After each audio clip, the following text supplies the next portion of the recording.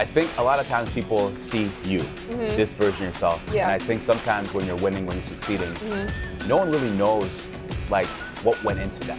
You know, what came before the Cynthia Ockerman that we see today. Yeah. And talk about your journey. Cynthia. Hi. Hi. It's a pleasure to be here with you. First question, at the beginning of the season, you really were looking to just get better. Yeah. How did that adversity really impact how you set up your training? I've always trained really hard my whole life. Yeah. I've always had coaches that would like come up to me or my mom and be like, wow, she's trained, like she needs to back off. Like people were like concerned.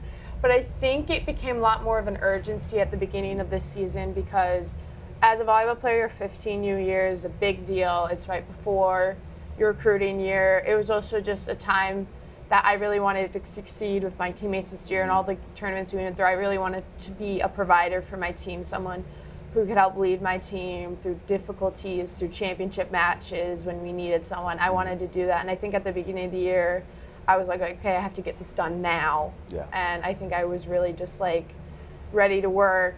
And I just really was excited. And I think I pushed a lot harder, I think at the beginning of this year than I ever have. And it's kind of cool because I hope people can see like the maturity and the choice of words you're using you're using, you know.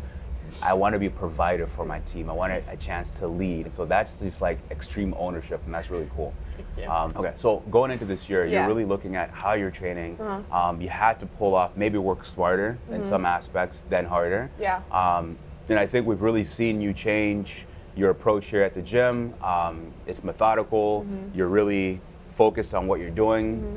We're not doing crazy heavy lifts. It's more precise, right? More tailored to like what a volleyball player should really look forward to as you progress in your career professionally. And I say professionally because you are going to be a professional. Can you talk about the mindset of a person who's used to doing everything and going all out? How was it to kind of pull back a little bit? I think it kind of took like a second to like, from my mind, I had to reset and I had to be like, I had to kind of like go back in my mind because I'd been just going for so long. So I had to step back and really think, okay, what's going to be best for this situation where I'm not burning myself out with meaningless reps, but I'm doing important reps that'll help me build more. And I think it took me a second to stand back and be like, okay, how am I going to do this? How am I going to set this up?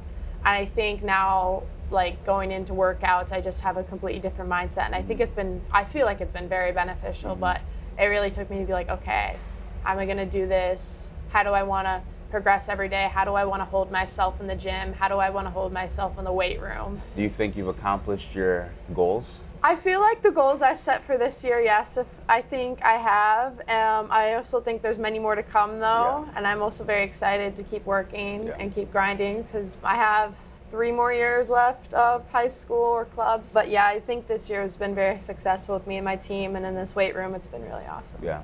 And I think the joy of watching you play, because I've gotten a chance to see you a couple times in action, is I guess I never really realized like how much as a middle playing volleyball, you are moving, you know? But then there's times where you're doing the libero work, you know? So that was really impressive to see someone who stands 6'3" being able to be explosive and intimidating, and at the same time being nimble, agile, and then being a contortionist at sometimes and getting low to get, you know, a win for the team. So that's really like a privilege to see you grow. I think a lot of times people see you, this version of yourself. And I think sometimes when you're winning, when you're succeeding, no one really knows like what went into that. You know, what came before the Cynthia Ockerman that we see today. And talk about your journey, early childhood, some adversities and challenges that you went through, and why that makes what you're doing today so worth it and so impactful just for yourself. Yeah, so when I was about 2, I went to my mom took me to the doctor because she's an ER doctor, and she noticed there was a lump on my stomach, and we found out I had stage 2 kidney cancer. So I went through rounds of chemotherapy. We were forced to remove my right kidney. And it was really tough. My mom, like I was very young. I have flashes memories of it, but my mom knows like the heart of it. So, but I grew up and like chemotherapy, it's of course, like you probably know, like kills cancer cells, but it also can kill like your hair cells. That's why you lose your hair. It kills nervous cells. So I lost nerves in my feet. So I lost about 75% feeling in my feet. Okay. So also being a tall kid, there's always that like gumpy aspect where they're like, they have 2 left feet. So it was really bad for me because I couldn't feel my feet and I was getting quick growth spurts. Okay.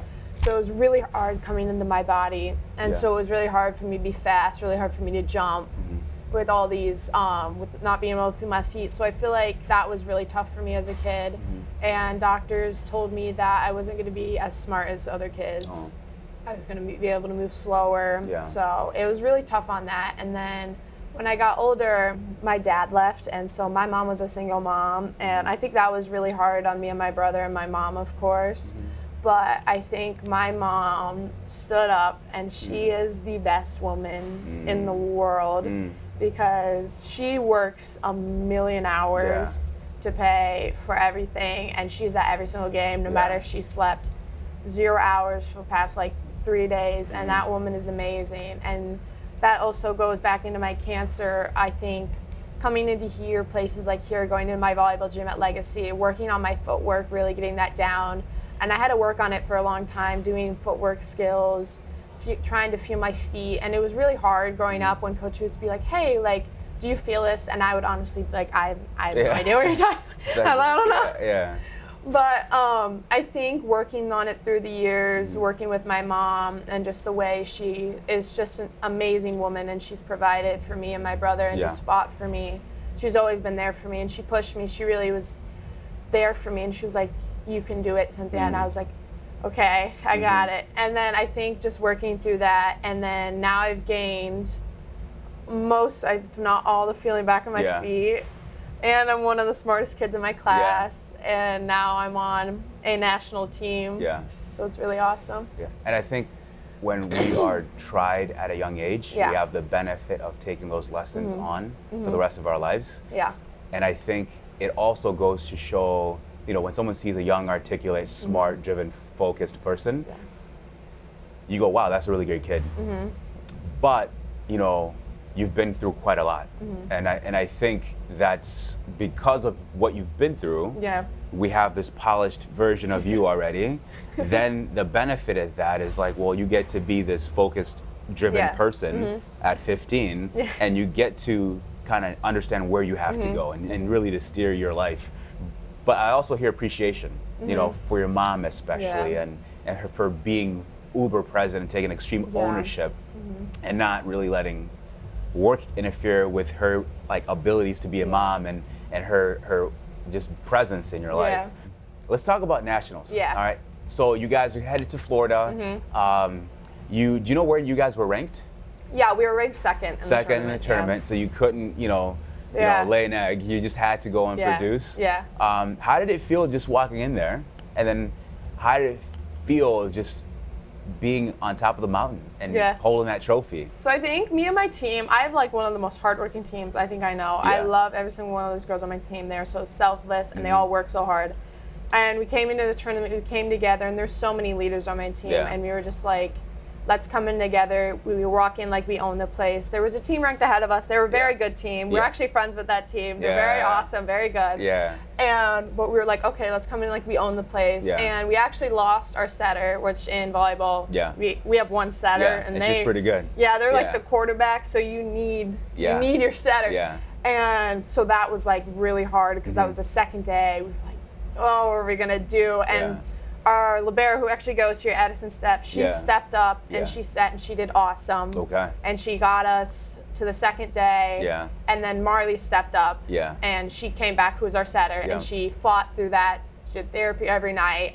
That girl's amazing. And I think it was just us all coming together, coming through all these things that were happening to our team, being like, okay, let's come together, let's fight together, let's stand up to this. Because we came together and we were like, okay, we are good enough to get gold, but we have to fight for this. And I think we all came together and we were like, we got this, and we all just talked and worked it out. And I think in the end, on the last match, it was really exciting and it was nerve-wracking. I remember I was standing on the bench and I was holding my teammates' hands. And I was like praying, and I was like, please, please, God, please. And I think it was just so exciting because there's those little moments when there's a momentum shift, when someone gets a kill that you're like, we can do this. Yeah. And I think I've been at Legacy since my 13th year. Most of my team have been there since I think their 12th year, some of them. And we had never won a Nationals. And I think to finally be able to get there, it was so exciting and so worth it. Our coach is amazing, Tyler Strom, and he was talking to us, and he was like, I believe in you guys, we got this. And I think it was so nice just to be able to stand up for our teammates, stand up for each other, and finally be like, okay, we're all going to step up in our roles, and we're all going to fight for this because we all wanted it so badly. And I think no matter what anyone was doing, no matter if they were on the bench, no matter if they were on the court, they gave everything they have. They cheered. They were screaming. They fought for every ball. And I think that was really what made it a national championship. And I think at the end, everyone deserved an All-American. Everyone on my team is so amazing. And they all fight. I see how hard they fight in practice. I mean, they fight so hard. We all come together. We talk together. It's just an amazing team that all works so hard. And I think finally be able to get that, be able to get gold, and be able to have that feeling of finally, like, we did it. It was just so nice to be able to do that with my team, especially with all the girls that I love. So it was awesome. Yeah, it's really cool to hear you talk about the love, the connectivity, the people. And when you talk about, I've met Marley, spoken with her a couple times, and her mom's a coach, her dad's a coach. Just being around, I think, people of that caliber. Addison's amazing. She is, she's tenacious, she's powerful, and for someone to step into a role that they're not normally accustomed to and do so well when you guys needed it, it's like a destiny thing. Talk about just celebrating together, what goes into holding up a championship trophy, and what's that moment feel like?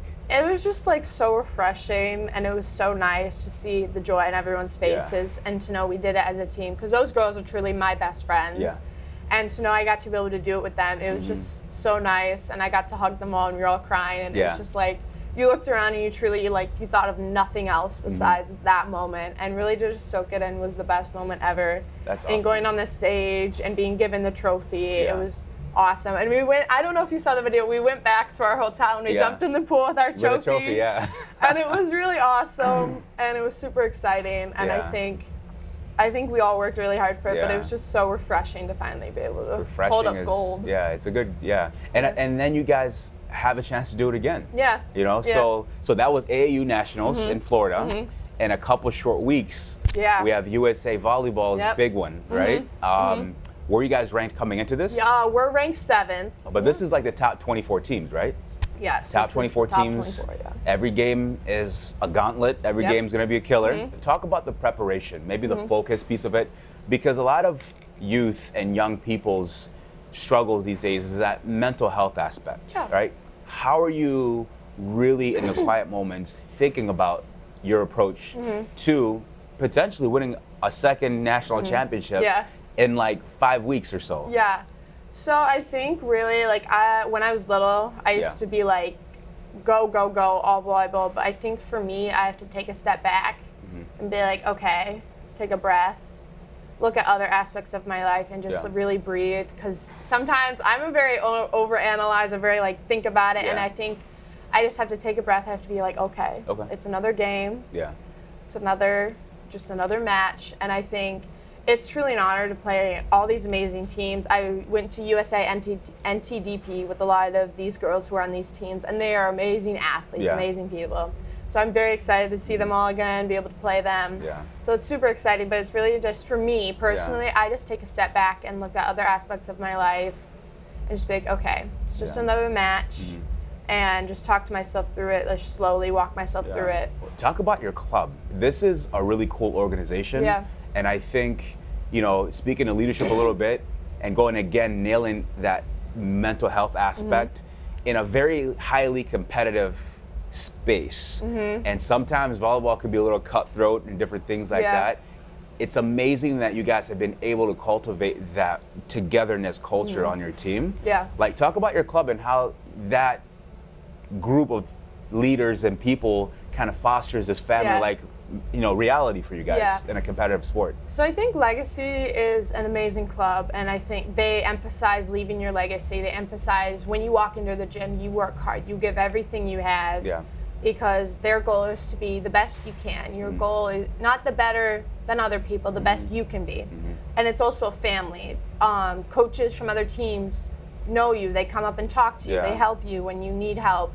And it's truly just a community. We go watch our younger girls. We have a sister team, and we go watch, and they're, I think, 11U, and we go watch them. And they're very cute, and it's just like truly a family. Like you know everyone in the club, no matter if they're on a ones or a twos team. And we always go watch each other. We always support each other. And I think a lot of the coaches emphasize having love for your teammates, supporting each other no matter what. And I think that's truly like thanks to the coaches and to the amazing girls on every team. They all are so caring, and it's really awesome to be able to be in that environment and with all these amazing athletes, and it's awesome. And I think part of, we watched the rise of Caitlin Clark, right? Yeah. And she's this person that young people have gravitated to, young girls especially. But I think, the amazing part about like this conversation, watching people like you grow, is like there's those people that are coming up also. Yeah. And how amazing that you, at your age, have figured out that mentorship is key to the development of the 11-year-old teams. Yeah. And it's cool that your club really fosters that dynamic. But at the end of it, you guys, your team, your older kids are really invested. Right? Yeah. In creating an atmosphere and a culture where these young people can also develop. Off-season training is coming. You have a couple weeks after the championship to really, really delve into, because back-to-back is tryouts after that. And then you're really positioning yourself to do it again for the next year. How are you preparing yourself for off-season training? I think it's a lot harder because I'm in high school season, and it's like very back-to-back. Like once I finish club, I go right into high school, but there is a few weeks between the end of club and the beginning of high school tryouts. So I think during that, I really just try to grind, get in the gym as much as I can, but taking care of my body as well, because you can't train if your body's injured. So I think really just eating right. Thanks to Pride, I have boots, so I think using boots and really just stretching and just working your body hard though. And I think that's really the mindset I want to go into it, just grind. And if you're not exhausted and want to die after a workout, would you do it? So. And I think the cool thing is you're not just talking about the weightlifting aspect, you're talking about recovery, you're talking about stretching, you're talking about eating. I'm gonna throw sleeping in there, right? Sleeping adequate time so you can really like just recover, but you show a great understanding of the small and simple things that you need to do. It's not much, right? It's just being diligent, sometimes patient, but really taking the time to do those small things that help you really recover and then lead into performance. Let's talk about academics. I mean, so obviously you want to get recruited, and I told my 8-year-old, like, look, I know you want to play football, but being recruited means you are a good student, and talk about the academics. Like, I know you are a stellar student. Thank you. How do you manage volleyball practice, weight training? I mean, you drive an hour to get here, both ways, right? So how do you manage it all? Like, it's pretty impressive. Thank you. I think like just using your time wisely, like if I have written work like math work, I do that in the car on the way here. And just like stuff like that, just using your time wisely, grinding out stuff before I go to practice, just being very mindful of the time you have, what work you have to get done. I also like if I have a day where maybe I have volleyball a little later, I grind out some of the work I might have to do later in the week. So I think it's just working on that. And it's very stressful. It's very stressful. I mean, any student athlete would know. But so I think it's just using your time wisely and thinking, okay, how am I going to best set up my week for the work I've been given? And I think two words that come to mind is proactive planning. And at times people, like, oh, I do best at, the 12th hour. It's like, well, no, you don't. Let's be honest, because you'd rather sleep than stay up late, But it's really good. Time management, proactive planning, and then just doing, like you said, some things ahead that you might have to do later. It's really cool that you figure that out. Because get to college, it's a different, I mean, really maybe not that different because you're just living that life of a collegiate student athlete at 15. So it might, I think, for you be an easier transition than most. So Thank you. So through your life, Yeah. right, you've had this adversity. And I can see from your life, you're a person who leads by example. Thank you. Right? Yeah. It's an honor to watch. It's a privilege. Thank you. Talk about that. Like, how Yeah. important is to you to be the example, Yeah. to be the salt in the light, to walk through this life as Yeah. someone people can depend on, Yeah. look up to, Yeah. model? How does that feel? I think a lot of like my volleyball goals is to be example to young girls who were like me, who went through adversity like me, who felt like they had odds against them. I think I really want to be an example to other girls that they can fight through it, because I feel like it's a lot more discipline, it's a lot more hard work and belief in God, that no matter what happens, as long as you put your belief in God and you fight as hard as you can, that I think that it will all come out in the end. And I think I want to be an example to girls like that, because there were like examples like that to me, like Aisha O'Neal, who played at Texas. She had a heart surgery, and then she went and won a national championship. Yeah. People like my mom, who's just an amazing person. I mean, stuff like that. I want to be like what they were to me, to other young girls, and be like, you are enough. Yeah. And I think there were nights I remember at the beginning of the season, I was like crying so hard, and I was like, please let the season go well. And I remember a few months later, we qualified. Yes. And then we did all these things for my amazing team. They're all amazing.